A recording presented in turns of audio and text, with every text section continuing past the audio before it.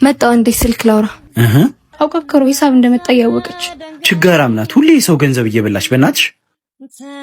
ምን አይነቷ ነች እኮ በጣም ነው የሚደብረው።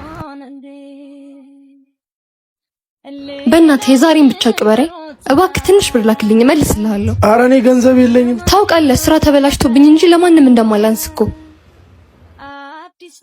እንዴ ይቅርታ፣ በጣም ይቅርታ።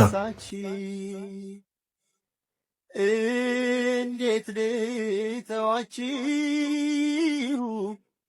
ከነፍሴ ጋር ድርብ ስውር ተሰጣች ማን ከማን ይበልጣል